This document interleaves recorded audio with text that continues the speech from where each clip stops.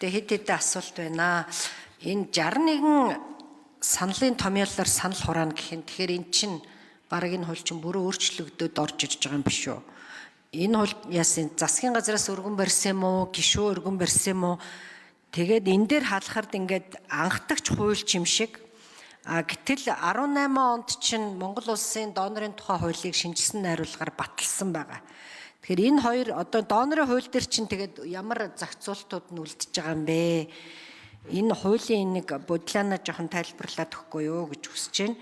Тэгээ ер нь их хурлын даргад хандаж хэлэхэд нэг хууль орж ирдэг, нэг хам хум санаачилсан болоо. Тэгээ 61 саналын томьёол гэхэр чинь баг хууль чинь утга санаа нь бүрэн өөрчлөгдөж санагдчихэв. За хоёрдугаарт энэ хуульд хүний дархлал хомсдлын вирусын халдвартай холбогдсон цусны аюулгүй байдалтай холбоотой заалт бас харагдахгүй байна. 10-11 оны үед цусны аюулгүй байдлыг хангах зорилгоор эрүүл мэндийн яам сангийн яамны дэмжлэгтэйгээр 1 тэрбум шахам төгрөгийн хөрөнгө оруулалт хийж автомат тоног төхөөрөмжүүд тавьсан санагдаж байна. Одоо тэр төхөөрөмжүүд чинь хэр зэрэг шинжлэгдсэн бэ? Ажиллаж байгаа юу? За ер нь бол нэг чухал зүйлийг хэлэхэд Монгол улс бол өнөөдрийн хүртэл энэ цусаар дамжсан хүний дархлал хомсдлын вирусын халдвар илрээгүй орны тоонд байгаа. Энэ бол маш чухал үзүүлэлт. Тийм учраас одоо төр засаг энэ дээр онцгой анхаарах хэрэгтэй. Ингээд энэ цус боловсруулах техник, технологиг бид нар байнга энэ орчин үеийн тоног төхөөрөмжөөр хангаж явах хэрэгтэй. Тэгэхээр энэ хууль батлагдсантай холбогдуулаад 2027 оны төсөвт тусгах хөрөнгө оруулалтын заалтуудаа маш хариуцлагатай одоо эртнээс анхаарч бэлдэж байх хэрэгтэй. Яагаад тэгэхээр энэ хууль батлагддаг, энэ тоног төхөөрөмжүүд нь төсөв нь батлагдахгүй бол эргээл энэ хууль бол одоо хэрэгжихгүй. Тэгээ энэ өөрөө их чухал хууль учраас энэ асуудлууд дээр одоо хэр анхаарч байна вэ гэдгийг асууя.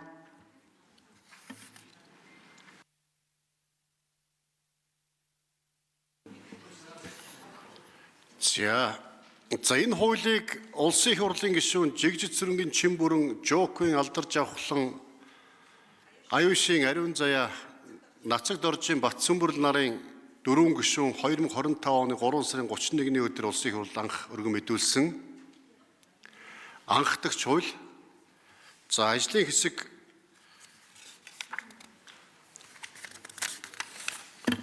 (2025 оны 6 дугаар сарын 12-ны өдөр ажлын хэсэг улсын их хурлын даргын захирамжаар байгуулсан ажлын хэсгийн ахлагчаар Баясгалан гишүүн, гишүүдээр Баярбаатар, Инх насан, Болормоо, Гаммаа, Иргэдэл, Отгонбаяр, Сарнаа, Эрдэнэт нарын гишүүд ажилласан. За тэгэхээр ажлын хэсгийн анхдагч хууль 8 бүлэгтэй нэлээд одоо олон зорилттой заалттай юм хууль байгаа. Энэ дээр тэгээд бас 62 зарчмын зөрүүтэй санал гарсан юм байна лээ. Мэдээж одоо ажлын хэсэг сайн ажилласан гэсэн үг. Бас одоо хуулиудын өргөн барьсан хуулиудын өөрчлөх ёстой зүйл заалтуудыг үг үсгийг утга найруулгыг засах ёстой. Ингээд одоо анхны хилцүүлэг хийгдэж байгаа гэдэг мэдээллийг танд өгье. Тэгээд ажлын хэсэг нэмж хариулъя. 4-р микрофон. Энэ одоо цусны донорын үйл ажиллагаа, удирдлага, бүтэц зохион байгуулалт, түүнтэй холбоотой төрийн болон эрүүл мэндийн байгууллагын эрх чиг үүрэг, цусны донорт одоо болон цусан бүтээгдэхүүн сэлбүүлэгчдэд тавигдах шаардлага, түүний эрх үүрэг, цусны нөөц хангамж, чанар, аюулгүй байдлыг хангах, цусны донорыг алдаршуулах, урамшуулах, игнийг өргөжүүлэх ажлыг сурталчлах, цус сэлбэлт судлалын салбартад ажиллагчдын нийгмийн баталгаа хангах талаар ийм одоо чухал заалтууд туссан хууль байгаа. Ард иргэдийн бас эрэлт хэрэгцээ нийгмийн шаардлагад нийцүүлж одоо энийг мэдэрч одоо их хурлын гишүүд хууль санаачилсан. За ажлын хэсэг нэмж хариулъя. 4-р микрофон. Одон гишүүний асуултанд хариулъя. Эрүүл мэндийн яам Эрдэнэ 2.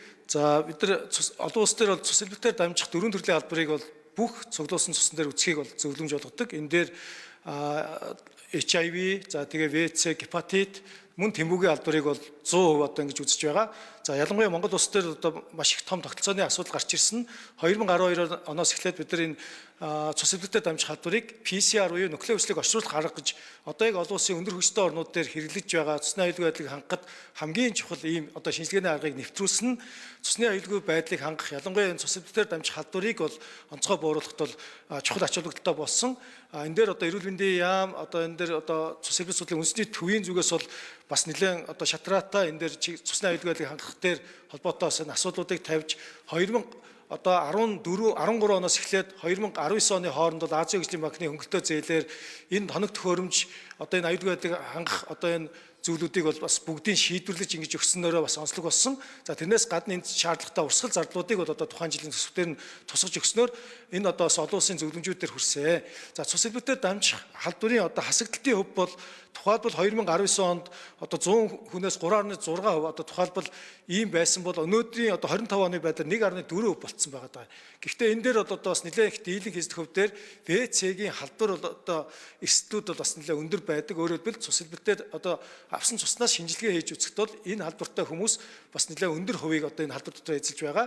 За яг одоо таны хэлснээр энэ одоо ямар нэгэн байдлаар HIV-гийн халдвар авсан хүн бол ийм одоо цус бол сэлбэгдээгүй гэдэг ийм одоо томьёолоор бид нар одоо бас дэлхийн эрүүл мэндийн байгууллагуудаар өгч байгаа энэ тайлан мэдээнүүд дээр ингэж орж явж байгаа. Ингээд би бол болчих. За ажлын хэсгийн ахлагч Баясгалан Жаданбаагийн баясгалан гишүүн нэмж хариулъя. За бүгдээрэнд нэг өдрийн мэнд хүргэе. Тэгээд одонтой гишүүнийх асуултанд хариулъя. Энэ бол маш чухал асуулт байлаа. Бид нар донорын тухай хуулиа илүү наривчилж, илүү одоо ажиллахын тулд эд эрхтэн шилжүүлэх одоо гэж нэг тусдаа, нөгөөх нь цусны донорын хууль гэж ингэж хоёр тусдаа болж байгаа. За энэ хоёр хууль маань одоо батлагдсанараа донорын тухай хууль маань өөрөө хүчингүй болно. Ингээд зөрчилдөх зүйл байхгүй болно. Харин энэ дээр одоо наривчлалтайгаар бусад бидний энэ ажлын хэсгийн 62 санал асуулга оруулж ирж байгаа. Энэ бүх одоо зүйл дээр нь өөрчлөлт хийж бүгдээрэн дээр нь санал авч одоо 18 удаа нийт ажлын хэсэг хуралдсан. Ингээд 18 удаагийн ажлын хэсгийн хуралдаанаар энийг шийдээд тэгээд ингээд өнөөдөр энэ асуудал орж ирж байгаамаа. За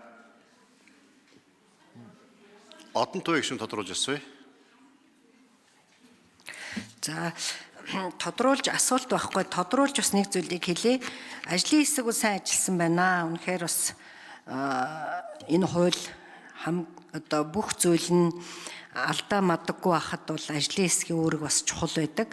Зүгээр би ямар санаагаар хэлсэн бэ гэхээр манай гишүүд болон засгийн газар хууль санаачлалд орж ирэхдээ угаасаа л энэ яам, дид хэсэг, энэ бүх хүмүүс чинь хэдхэл мэрэгжлийн хүмүүс байдаг. Энэ байгууллагын хүмүүстэй хамтарч ажиллаад хуулиа оруулж ирэхдээ эхнээс нь бас жоохон чанартай оруулж ирж яхах л гэсэн ийм санааг хэлсэн юм аа. Тэгэхээр ажлын хэсэг бол сайн ажиллаад алдаа мадаггүй бүх юмыг засаад энэ хууль батлагдж байгааг бол дэмжиж байгаа. За булааны бэсэн гишүүн асуултаа асууя. За